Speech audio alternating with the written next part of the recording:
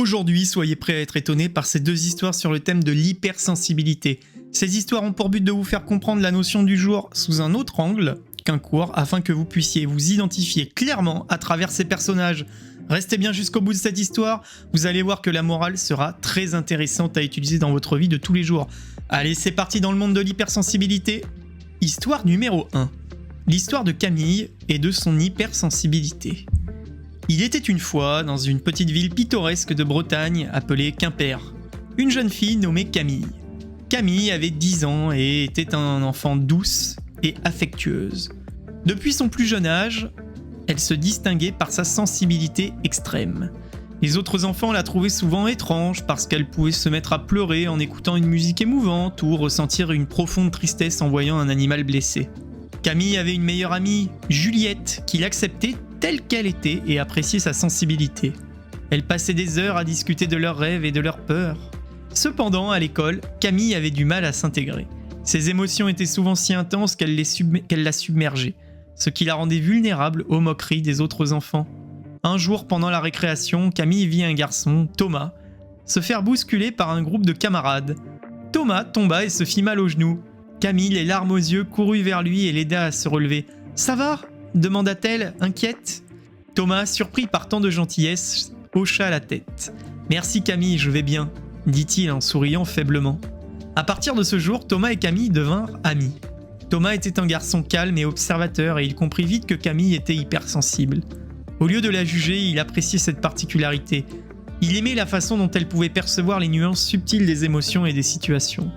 Malgré cette amitié, Camille continuait de lutter avec son hypersensibilité. Un soir, elle rentra chez elle en larmes après avoir été ridiculisée par un groupe d'élèves pour avoir pleuré pendant une leçon de musique. Sa mère, Claire, la prit dans ses bras et lui dit « Camille, ton hypersensibilité est une force, même si elle te semble être une faiblesse parfois. Tu ressens les choses plus profondément que les autres, et c'est ce qui te rend unique. Apprends à embrasser cette partie de toi. » Claire décida d'emmener Camille voir une psychologue pour enfants, le docteur Bernard, qui pourrait l'aider à comprendre et à gérer ses émotions. Le docteur Bernard expliqua à Camille que l'hypersensibilité n'était pas un défaut mais une caractéristique qui pouvait être un atout. Tu perçois des choses que d'autres ne voient pas. Tu peux utiliser cette sensibilité pour aider les autres, pour créer de l'art ou simplement pour être une amie exceptionnelle, lui explique-t-il. Avec le temps, Camille apprit des techniques pour mieux gérer ses émotions. Elle commença à tenir un journal où elle écrivait ses ressentis et apprit des exercices de respiration pour se calmer lorsqu'elle était submergée. Elle se découvrit une passion pour le dessin où elle pouvait exprimer ses émotions de manière créative. Un jour, l'école organisait un concours de dessin encouragé par Juliette et Thomas. Camille participa et réalisa une œuvre magnifique représentant un paysage breton sous une pluie fine, capturant avec une grande précision l'ambiance mélancolique et sereine de la région.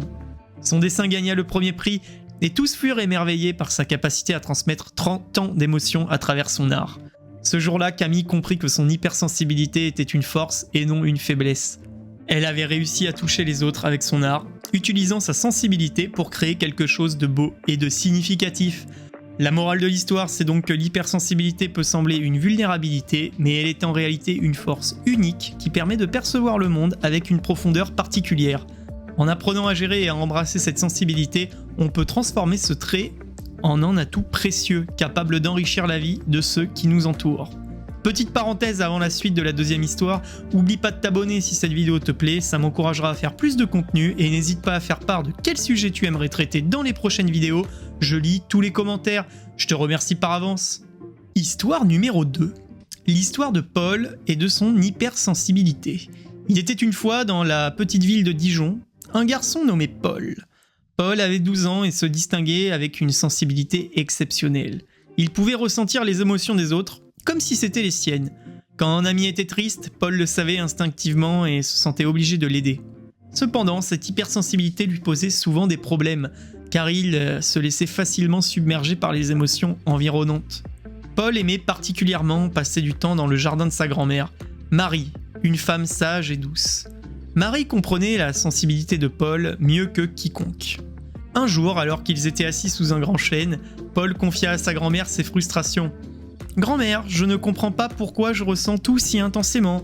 Les autres se moquent de moi et disent que je suis trop émotif. » Marie, sa grand-mère, lui sourit tendrement. « Paul, ton hypersensibilité est un don.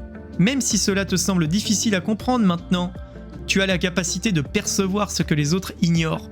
Cela fait de toi une personne très empathique et attentionnée, mais il est important d'apprendre à gérer ce don. Marie décida de lui enseigner des techniques de méditation et de relaxation pour l'aider à mieux gérer ses émotions. Elle lui montra comment respirer profondément et se concentrer sur ses pensées apaisantes pour se calmer lorsqu'il se sentait submergé. Paul commença à pratiquer ces techniques tous les jours, trouvant peu à peu l'équilibre entre ses émotions et sa tranquillité d'esprit.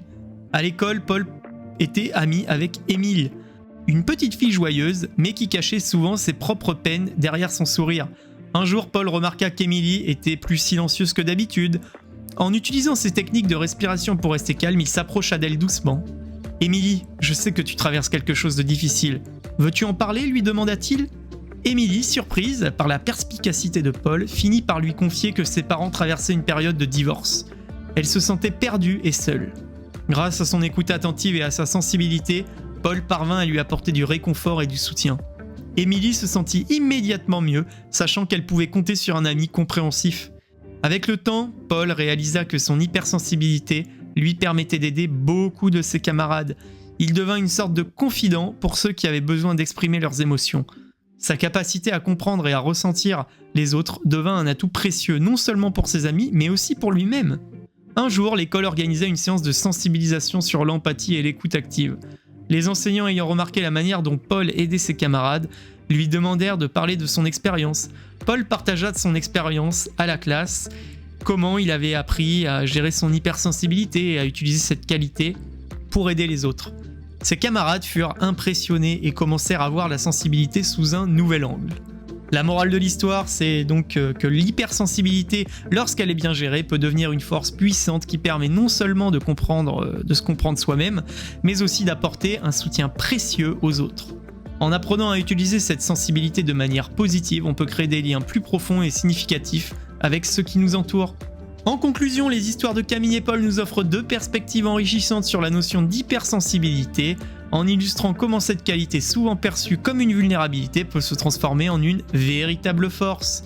En réfléchissant à ces histoires, interrogeons-nous un petit peu, comment percevons-nous notre propre sensibilité ou celle des autres ? Première question. Ensuite, voyons-nous cela comme une faiblesse ou une force potentielle ? Quels moyens pouvons-nous utiliser pour transformer notre hypersensibilité en atout ? Ces questions nous invitent à reconsidérer notre compréhension de la sensibilité et à aller valoriser cette caractéristique dans notre vie quotidienne. En faisant cela, nous pouvons mieux comprendre et aider ceux qui nous entourent, tout en enrichissant notre propre expérience de vie. Et voilà, c'est tout pour aujourd'hui. J'espère que cette vidéo vous a plu autant qu'à moi de la réaliser. N'hésitez pas à me dire en commentaire quel sujet vous voulez traiter et nous les traiterons en large et en travers. Si vous avez aimé cette vidéo et que vous ne faites pas encore partie de la famille, je vous invite à vous abonner dès maintenant et à activer les notifications pour ne rien rater des prochaines publications. Ensemble, devenons plus intelligents.